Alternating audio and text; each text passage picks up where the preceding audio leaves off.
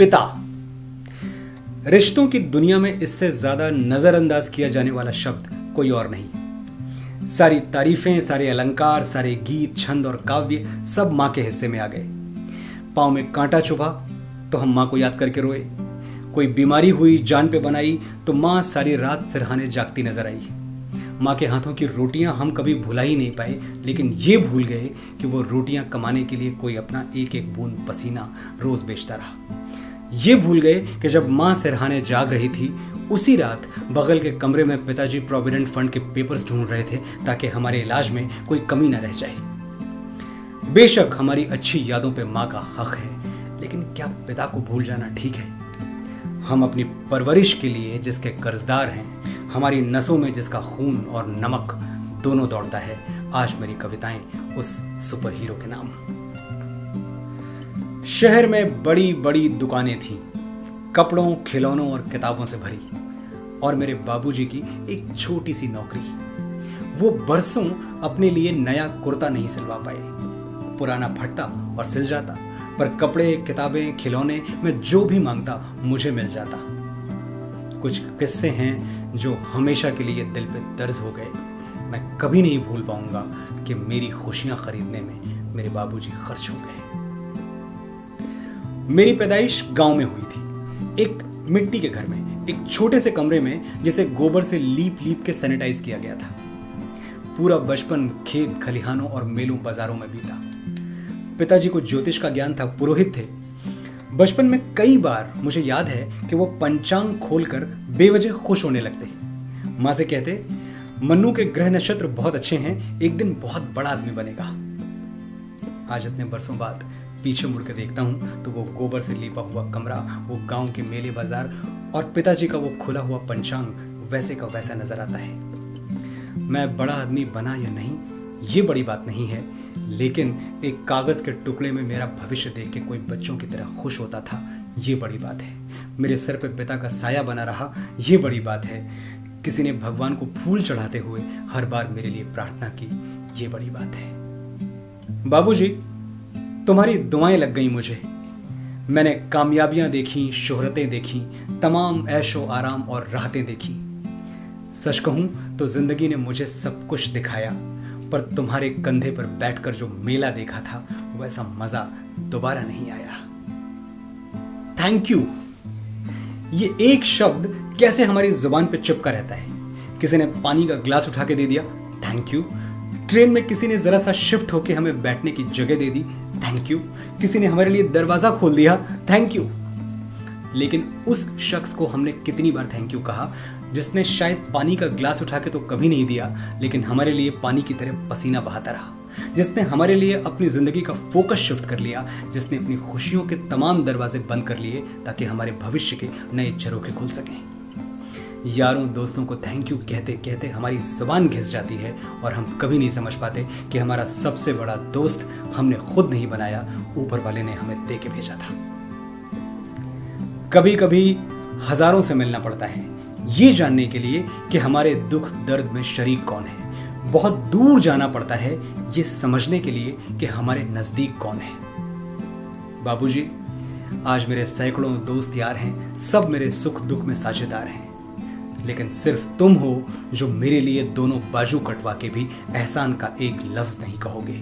मेरे सबसे सच्चे दोस्त तुम थे और तुम ही रहोगे। मेरे पिताजी में सब अच्छा ही अच्छा था, ऐसा नहीं है। धूप छांव जैसे कई रंग थे उनके, कभी बहुत गुस्से वाले तो कभी बहुत सुलझे हुए, कभी इतने दरिया दिल कि 10 रुपए यूं ही दे दिए, और कभी इतने तंग दिल कि फटे हुए जूतों में पूरी बरसात निकालनी पड़ी। और झूठ बहुत बोलते थे। बच्चों से झूठ नहीं बोलते, ये बात शायद मेरे बाबूजी को किसी ने बताई नहीं। उनका पहला झूठ, फटे हुए जूतों से पैरों में ठंडी हवा आती है इसलिए बदल नहीं रहा।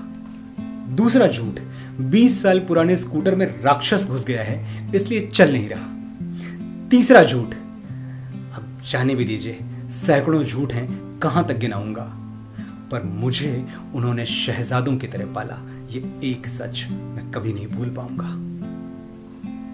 कभी किसी बेटी से पूछिएगा उसके लिए पिता क्या है, दुनिया की कामयाब से कामयाब औरत से पूछ के देखिए कि सब कुछ पाकर भी उसकी जिंदगी में क्या मिसिंग है। बेटी के लिए बाप जादू नगरी का वो राजा है जिसकी झलक वो पूरी जिंदगी अपने दोस्त, अपने बॉयफ्रेंड, अपने पति और फिर अपने बेटे में ढूंढती रहती है। दुनिया का कोई भी मर्द उसे कितना भी प्यार कर ले, कोई उस फ्रेम में फिट नहीं हो पाता जो उसके पिता खाली छोड़ गए थे। मेरे पास एक सुपर हीरो है, मेरा खुद का। वो कंधों पर पहाड़ नहीं उठा सकता, लेकिन मेरी जरूरतों का बोझ उठा लेता है। उसे आसमान में उड़ना नहीं आता, लेकिन मेरी उलझनों को चुटकियों में उड़ा देता है।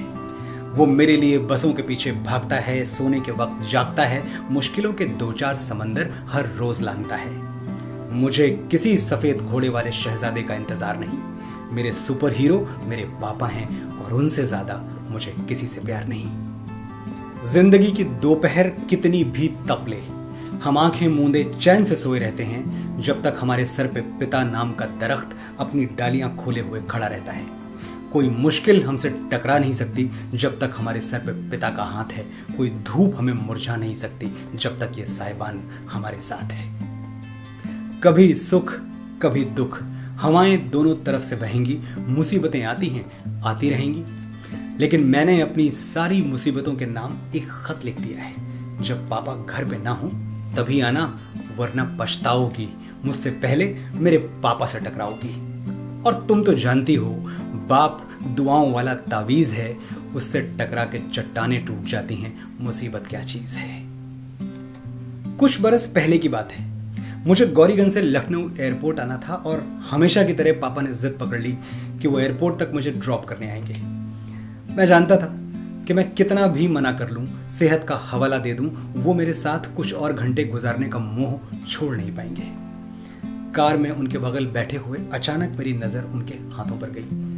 मैंने देखा झुर्रियां पहले से दुगनी हो चुकी हैं। अभी कुछ महीने पहले तो मिला था मैं उनसे, तब तो इतने बूढ़े नहीं थे।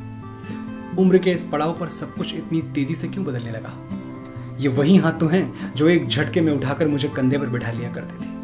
ये वही हाथ तो हैं जो गेहूं की बड़ी बड़ी बोरियां बैलगाड़ी पर लाद दिया करते थे। ये वही हाथ तो हैं जिन्हें थाम कर मैंने चलना सीखा। ये वही हाथ तो हैं जिन्होंने मेरी तरफ बढ़ती हुई हर बला को धराशायी कर दिया। अचानक ये हाथ इतने बूढ़े कैसे हो गए। मैं उन हाथों को देखता रहा और सोचता रहा, बूढ़ा हुआ तो क्या, बाप तो बाप ही होता है। जब तक ये झुर्रियों भरा हाथ मेरे सर पे है, कयामत भी आ जाए तो मेरा कुछ नहीं बिगाड़ सकती। हजारों मुश्किलों से लड़ रहा हूं मैं अकेला ही, दुआएं साथ हों जिसके उसे लश्कर नहीं लगता। मेरे बाबूजी बूढ़े हैं मगर अब भी ये आलम है, वो मेरे पास होते हैं तो मुझको डर नहीं लगता। मैं बहुत खुशकिस्मत हूं कि मेरे सर पे पिता का साया है, लेकिन दुनिया में हर कोई इतना खुशनसीब नहीं है। मेरे वो दोस्त, वो साथी जो अपने पिता का साया खो चुके हैं, मैं उनसे सिर्फ एक बात कहना चाहता हूँ कि हम जिस देश में रहते हैं, यहाँ एक रिवायत है, यहाँ पिता कभी नहीं मरता। निदा फाजली की ये नज़्म सुनिए, आपको मेरी बात पर यकीन आ जाएगा। तुम्हारी कब्र पर मैं फातिहा पढ़ने नहीं आया, मुझे मालूम था तुम मर नहीं सकते। तुम्हारी मौत की सच्ची खबर जिसने उड़ाई थी वो झूठा था। वो तुम कब थे, कोई सूखा हुआ पत्ता हवा में गिर के टूटा था। मेरी आंखें तुम्हारे मंजरों में कैद हैं अब तक। मैं जो भी देखता हूँ, सोचता हूँ, वो वही है जो तुम्हारी नेकनामी और बदनामी की दुनिया थी। कहीं कुछ भी नहीं बदला। तुम्हारे हाथ मेरी उंगलियों में सांस लेते हैं।